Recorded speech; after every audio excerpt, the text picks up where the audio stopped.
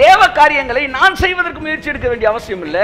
எனக்காக செய்வதற்கு ஒரு பிரதான ஆசாரியன் ஒருவர் இருந்து அவர் எனக்காக பாவத்துக்கான கிரயத்தை கொடுத்து பாவத்துக்கான அறிக்கையை செஞ்சு அம்புட்டையும் பண்ணி முடிச்சுட்டு பாப்பா கதவை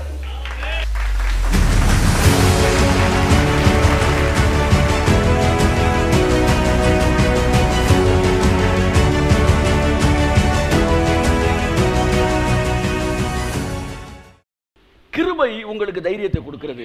கிருபாசனம் உங்களுக்கு தைரியத்தை கொடுக்கிறது. நியாயாசனம் அல்ல. அந்த வசனத்தை வாசிமா, அடுத்த வசனத்தை முடிக்கிறேன். ஆதலால் நாம் இரக்கத்தை பெறவும் ஏற்ற சமயத்தில் சகாயம் செய்யும் கிருபையை அடையவும் தைரியமாய் கிருபாசன தண்டையில் சேர கடவோம். இந்த கிருபாசன தண்டைக்கு வந்தா என்ன கிடைக்குமா? ஏற்ற சமயத்துல கிருபை கிடைக்குமா? அதாவது எப்பப்பெல்லாம் மிரக்கல் தேவையோ அப்பெல்லாம் தட்டி விட்டுக்கிட்டே இருக்குமா? அது தைரியமாய் கிருபாசனத்தை கிட்டி சேருவோம். அப்ப நமக்கு பிதாவை சாட்டிஸ்ஃபை பண்றது வேலை நம்ம வேலை கிடையாது.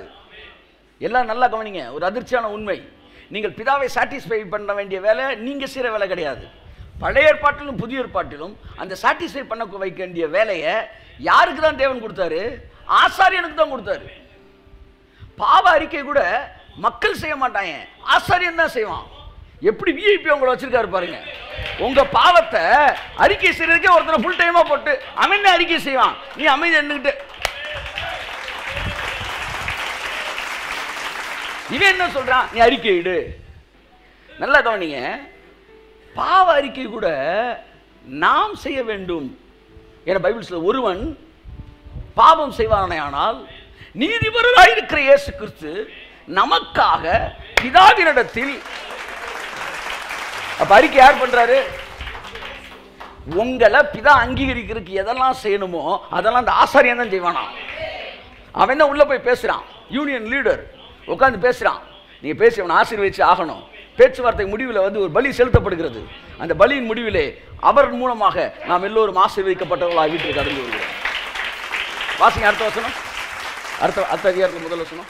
அன்றியும் மனுஷரில் தெரிந்து கொள்ளப்பட்ட எந்த பிரதான ஆசாரியனும் பாவங்களுக்காக காணிக்கைகளையும் பலிகளையும் செலுத்தும்படி மனுஷருக்காக தேவ காரியங்களை பற்றி நியமிக்கப்படுகிறார்.